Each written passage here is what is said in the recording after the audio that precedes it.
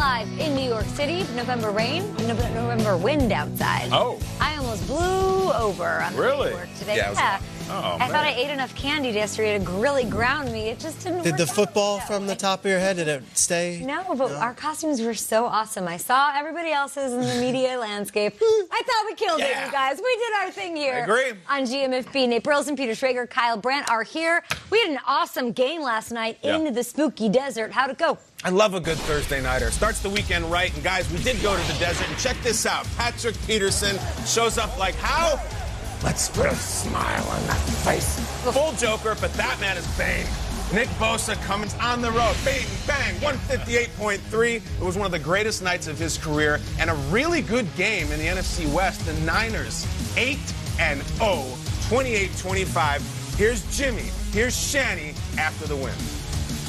Kyle Shanahan telling us this week, each week, you're getting better and better. What was clicking tonight for you? You know, I think, like you said, the receivers, I mean, those guys just, their body language, how they are at the top of routes, they beat guys, and, I mean, it makes it easy for me. So when you got skill position guys like that are just winning on routes, it's awesome. You got to credit the guys up front to give us time to be able to throw those types of routes. So it's a big team effort. Yeah, he played great today. He made a lot of plays in rhythm and made a lot of off-schedule plays. They got a great pass rush. They had some real tight coverages. They mixed up a lot of stuff, but I thought Jimmy played a hell of a game, and his best game yet, probably. Jimmy Garoppolo had one of his best games of his career as a starter last night against these Cardinals. A career-high 4 passing touchdowns, the highest passer rating in a single game in his illustrious, highly winning career.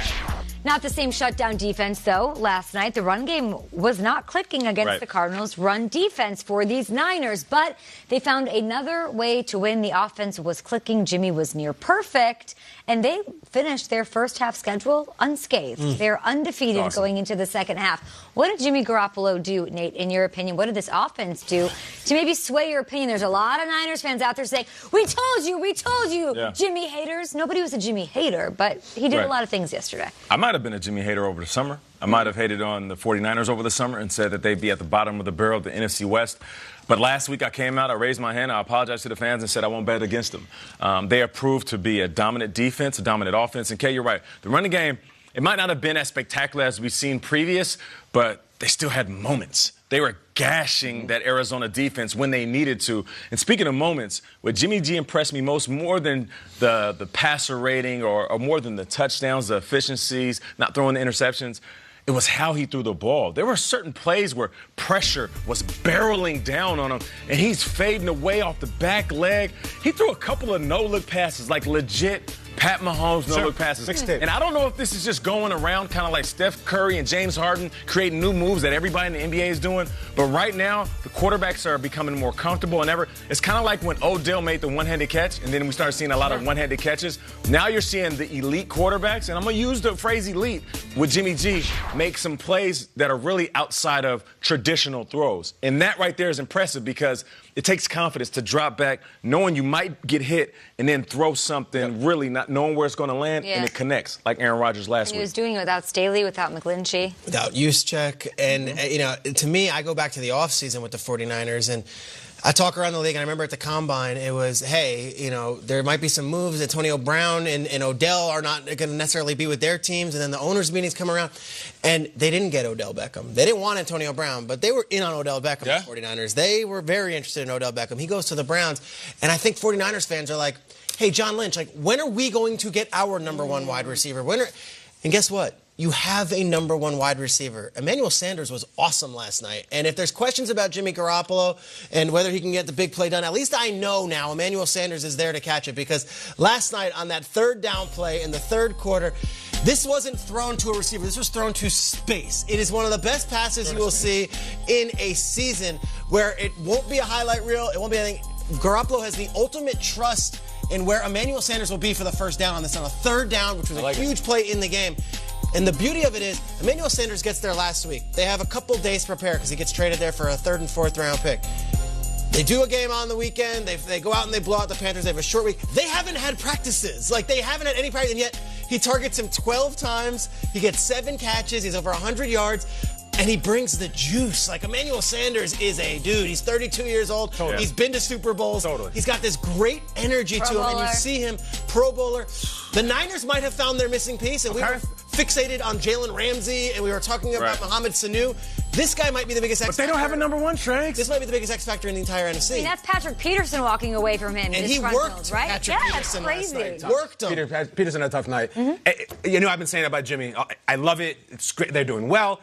It's the 3rd and 12 factor. I need to see big-time third-down throws.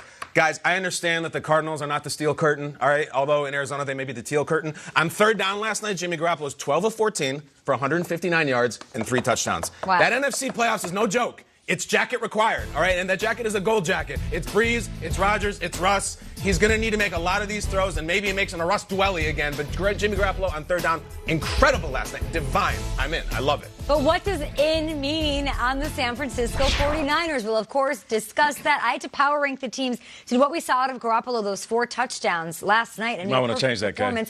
Does it put them ahead of Drew Brees? Does it put them ahead of Tom Brady and company with those complete teams? I don't know if it does. It does. You better respect the undefeated teams. That's all I need.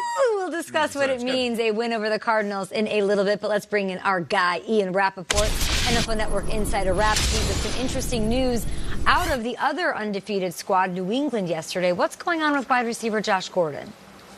Well, we knew Josh Gordon, Kay, was placed on injured reserve a couple weeks ago. This was not season-ending. In fact, it was relatively short-term. It was just a matter of the Patriots moving on from Josh Gordon and for him getting healthy, and then he was going to be waived off injured reserve and be available to another team. That time is now. That actually happened officially last night. It was on the transaction wire in the NFL. He was officially waived off injured reserve. What that means is he is now on waivers, available to teams, basically in order from worst to first. So 4 o'clock today, we're going to find out where Josh Gordon is going to land. And this is actually a really fascinating one because the Patriots could have released him earlier. They wanted to do it when the waiver period right now started, just kind of to keep him away from a contender. I'll tell you the team to watch, the Miami Dolphins. They right now have the first waiver claim. They have Chad O'Shea, the former Patriots receivers coach who knows Josh Gordon extremely well.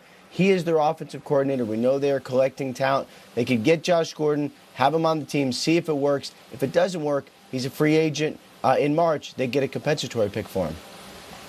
And through those 6 games he did play, he had 20 catches, I believe, 1 touchdown. Thank you so much for the update about Josh Gordon. We'll, of course, be keeping our eyes on his whereabouts right here on NFL Network Rap Sheet. Thank you. Shrakes, what did you make of the story? It's interesting because now whatever team does pick him up off waivers, if he is picked off waivers, only has to pay Josh Gordon $1.2 million the vet minimum for a rental. And it's like, all right, let's see what we got. And to me, if you're a team on that waiver wire list and you're not necessarily going to the playoffs, maybe it doesn't make sense.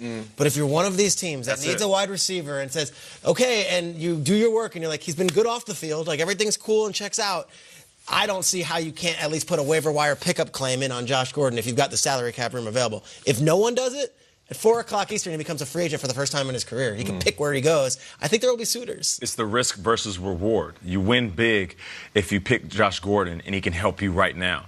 You know, when you look at the teams that need wide receivers, which there's more than half of the teams in the NFL that can use a Josh Gordon, basically you put within the contract, if you mess up, you're out, we're not going to pay you. And he's been keeping his nose clean on and off the field. I feel like Josh Gordon still has a lot to prove in this league, and there's going to be a contender, not just a team like Miami. I'm talking a legitimate contender that will scoop up Josh Past Gordon. his physical on the way out. Yeah. Why release him? That is a question. Like, that's got to be, I mean, 31 other teams, that's what they're thinking. If the Patriots can't get the best out of him, 20 catches for less than 300 yards, if he doesn't have it, if he's injured, and they released him, like, wouldn't that play into the keynote wanting to use their waiver? Because I thought, okay, is he off the field? Everything's there? Off the field? Yeah. Is he healthy? Is he healthy? Yeah, that's He passed a physical on the way out. Do we know with the off the field Patriots. everything's fine? It's very complicated, right? That's a work. Different type of guy.